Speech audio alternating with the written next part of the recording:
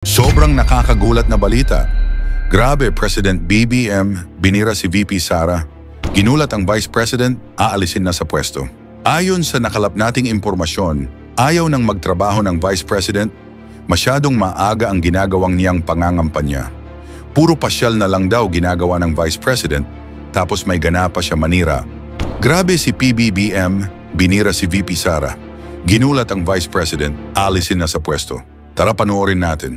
Hi ma'am, hingi lang po kami ng reaction din sa Palasyo kasi sabi ng OVP, Vice President Sara Duterte is currently on a personal trip to Australia to attend the Free Duterte Now rally scheduled for June 22 in Melbourne. Hindi lang po ito yung unang beses na bumiyahe ang Vice Presidente to meet with OFWs. Bago po nito, pumunta siya sa Qatar, pumunta siya sa Kuala Lumpur. Does the palace see this as something to be concerned about? Kasi, or does the palace see a strategy for the VP to get the sympathy and support of the OFWs by going to different countries po? So, lumalabas po na personal trip ulit. Sa aking pagkakaalam, nag-celebrate siya ng kanyang karawan sa Netherlands. That's May 29, 20, 30, 31. At meron pa palang Qatar. At merong Kuala Lumpur, at ngayon Australia. So, 4 na bansa in just less than a month.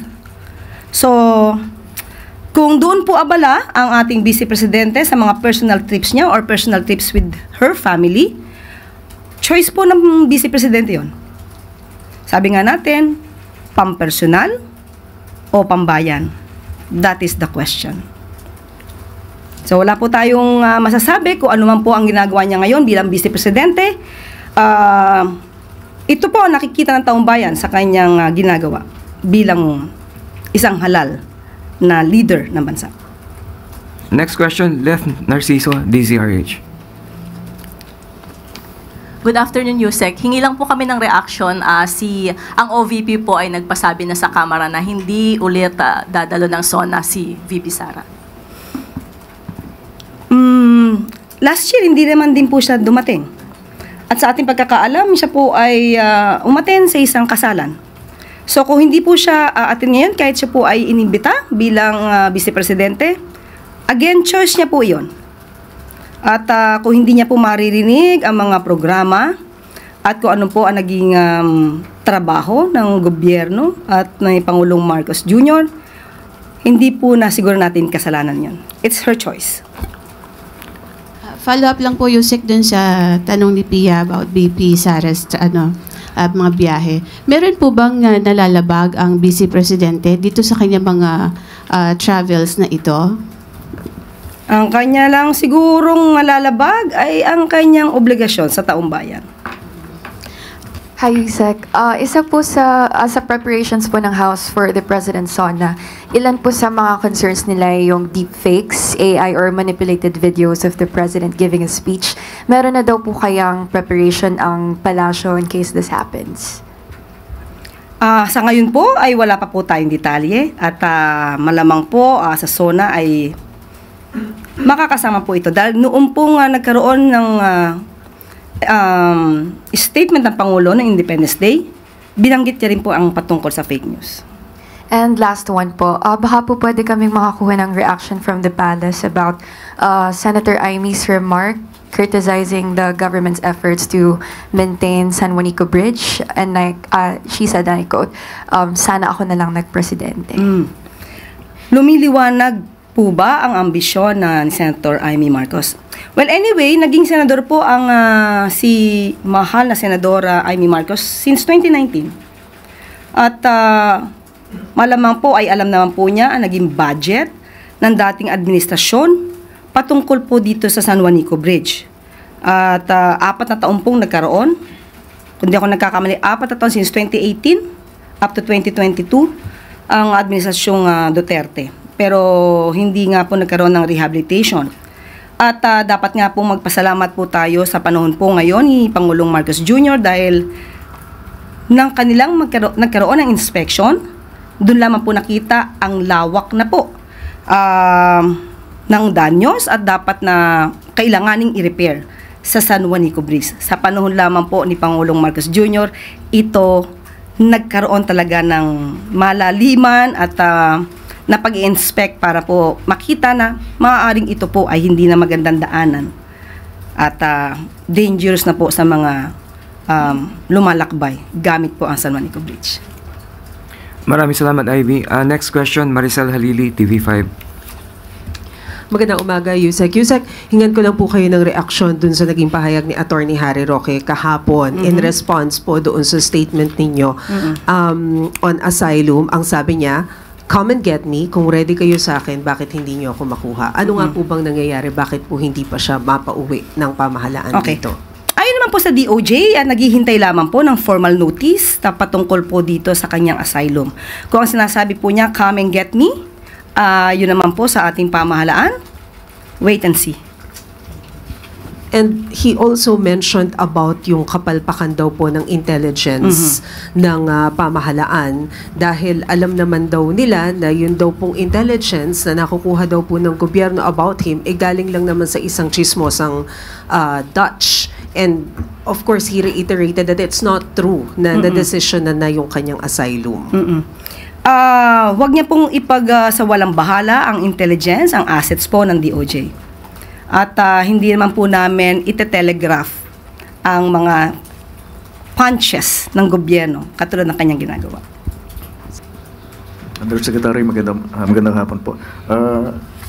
With the meetings you have mentioned, mga diniluhan ni Pangulo, do we expect investment pledges and business agreements to be signed sa panahon ng working visit niya sa Japan? Actually, hindi pa po kasi tapos ang pakikipagpulong ng ating Pangulo sa mga Japanese corporations at iba pa pong mga korporasyon na maaari po makatulong sa ating bansa. Hintayin na lang po natin ang anuman ang i-report ng ating Pangulo sa kanyang pagdating. Pero ito po ay ginawa ng Pangulo, hindi para magbakasyon, kundi para magtrabaho. At ito po ay para sa taong bayan dahil makikita po natin ang kanyang mga kausap ay patungkol po sa turismo, para mapalaki pa po, mapaganda ang ating turismo, at para po rin pasinayaan yung ating pavilion sa nasabing World Expo.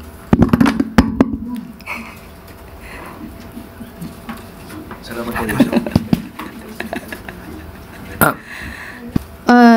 Doon po sa naman sa mga OFW natin dyan sa Israel at Iran, medyo may mga dismayado po doon sa statement ng Pangulo na depende doon sa desisyon ng bawat individual or bawat pamilya po yung pag-repatriate or pag-evacuate sa kanila. Meron po bang particular na sitwasyon bago po magpatupad ng mandatory repatriation ang gobyerno? Nakausap po natin kahapon ang kinatawan po ng DMW at sila'y sumusunod lamang po kung anong alert level ang ibinibigay ng DFA. Sa kasalukuyan po, as of yesterday, ang alert level po ng Israel ay alert 4. So dapat magkaroon na po ng repatriation ng mga Pilipino. At tandaan din po natin, mabilis din po natin napabalik ang ating mga kapwa Pilipino na hindi agad nakatawid. Ngayon po ay nasa Pilipinas na. At safe po sila nakabalik sa ating bansa. As of yesterday, ang Iran po ay level 2. So, mamaya-maya lamang po ay hihingi natin kung may update po patungkol po sa level or alert level na ibibigay po ng DFA. So sa ngayon po wala talagang pangangailangan na i-evacuate na natin yung mga Pilipino. Well, in fact, yung mga sa China, sa US, yung kanilang mga citizens ay pinalilikas na po.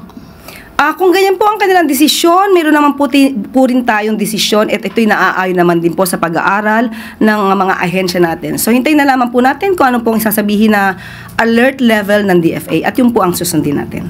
Ang binabanggit po na dahilan, last na lang, yung binabanggit po na dahilan ng ating mga OFW ay kaya sila nag-decide na mag-stay doon kung saan bansa sila naroon, either Israel or Iran, dahil po yung pangambang pag-uwi nila sa Pilipinas ay wala po silang aabutang trabaho. Ano po masasabi ng gobyerno dito? Wag naman po tayo maging masyadong negatibo. Marami pong ginagawa ang Pangulo para makapagbigay ng trabaho sa ating mga kababayan. Maraming salamat, Eden. Reminders lang po, isang question sa isang follow-up lang po. Next question, Maricel Halili, TV5. Yusek, follow-up lang yun tungkol sa Japan trip. May we know why is it not open for media coverage considering that it's a working visit? Actually po, ang naging dahilan po dito, nagkaroon po ng last-minute decision ang Pangulo na tumuloy po sa Japan.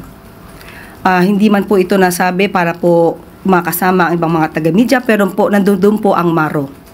At ipagpaumanhin kung hindi po, nakita po niyo po kasi ang lahat ng activities ng Pangulo. Halos sunod-sunod po last week, Monday to Friday, kompleto po na kasi po ng activities ng Pangulo. So, nakapag-decide po, very last minute na nakapag-decision na siya po ay aalis. May we know, Yusek, kung kailan po na-finalize ni PBBM yung decision niya? A day before. So, yung oras hindi ko po alam, but a day before. Thank you, maraming salamat, Leth. Next question, Ann Soberano, Bombo Radio. Yusek, good afternoon. I-follow up ko lang doon sa 50% na discount sa mga estudyante. Kasama po ba dito yung mga senior citizen, Yusek? Inaaral pa po yan. As much as possible, kung pwede nga pong ilibre lahat, yun ang gusto ng Pangulo. Pero aaralin po yan at hindi naman po natin agad-agad maibibigay or kakayanin maibigay. Inaaral po ngayon yan sa kasalukuyan. On the other issue, Yusek, doon naman sa pag-review ng gobyerno sa kontrata ng SIPCOR, may we know kung may update na po doon. Thank you. Sa ngayon po, hindi pa po kami nagkakausap. Ni Lua Admin Salonga. Ni Lua Admin Salonga. Pero meron siyang ibinigay sa aking mensahe, pero mamaya siguro, since iyon ay naitanong mo, titignan natin kung anong pinaka-update at pag nakapagbigay siya sa akin patungkol sa SIPCOR, ibibigay po natin. Kasi ang pinakahuli po nating report dito ay yung short-term solution, na bigyan na po ng solusyon ang mga kababayan natin sa SICUHOR. So titignan po natin yung maintenance nito, kung nagpapatuloy at regular na wala na po nagiging problema sa nasabing isla. Thank you, Yusek. Thank you, Annalyn. With no more questions, Yusek, clear. At bago po tayo magtapos, 42% ng mga Pilipino ang nagsasabing sila ay hindi mahirap ayon sa SWS survey. Batid na ang epekto ng pagpapababa ng poverty incidence sa ilalim ng administrasyon ni Pangulong Marcos Jr. At ito po ay nakikita na. Ayon ito sa April 23 to 28 self-rated poverty survey na inilabas ng Social Weather Stations or SWS. Tinukoy ng Presidente bilang mga pangunahing sanhi ng pagbaba ng poverty incidence sa bansa ang mga programa para sa improvement ng food availability and affordability, education at social welfare. Ayon pa sa Pangulo, makatutulong din ang mga inisyatiba ng gobyerno na pagaanin ang mga problemang nakakaapekto sa small-scale businesses, public utilities, transportation services at street safety. Bumaba din sa record low na 8% ang mga Pilipino nagsasabi na sila ay borderline poor. Malaki ang ibinaba nito mula sa 39% na naitala noong 2021. Patuloy lang ang administrasyon sa pagtatrabaho at upang pagaanin ang pasanin ng mga ordinaryong Pilipino. Dahil sa bagong Pilipinas, aksyon ang solusyon. Oportunidad na magbubukas ng trabaho, magpapalago ng ekonomiya, at magbibigay ng mas magandang kinabukasan para sa bawat pamilyang Pilipino. Alam ng Pangulo na mahalaga ang edukasyon, pero higit pa riyan, kailangan nating tiyakin na may hanap buhay na naghihintay para sa bawat graduate. Kaya sa kanyang mga naging pulong ngayong umaga, malinaw ang kanyang mensahe. Handa ang Pilipinas at bukas ang ating pinto para sa mga mamumuhunan na magtatayo ng negosyo, lilikha ng kabuhayan at tutulong sa pag-angat ng buhay ng ating mga kababayan. Kanina, nakipagpulong ang Pangulo sa mga Japanese tourism partners para lalo pang palakasin ang sektor ng turismo. Isang sektor na nagbibigay ng hanapbuhay sa libo-libong Pilipino.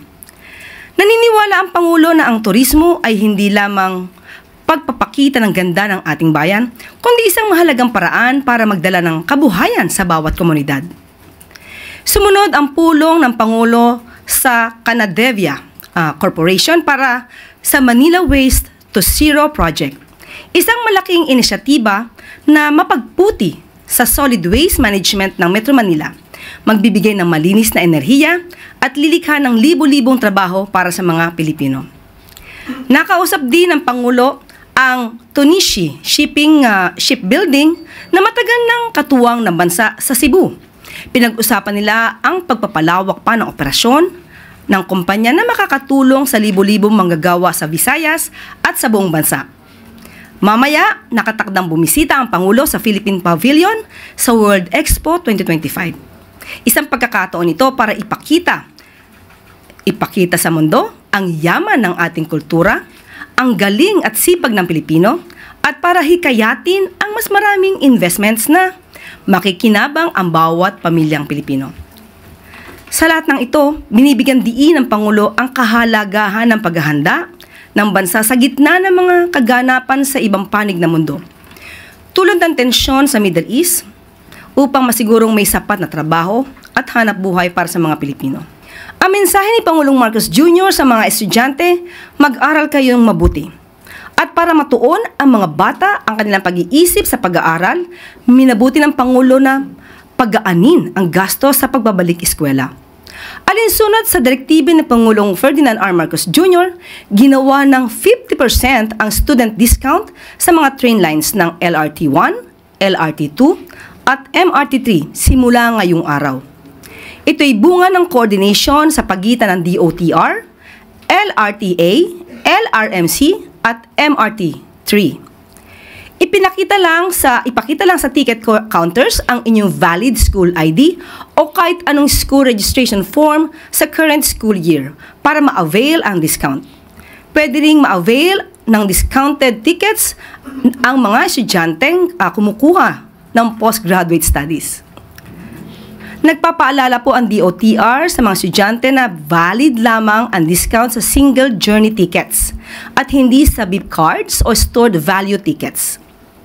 Makakaasa naman ang taumbayan na tuloy-tuloy ang discount para sa mga mag-aaral mula Lunes hanggang Linggo o kahit mapa-holiday pa man yan hanggang 2028.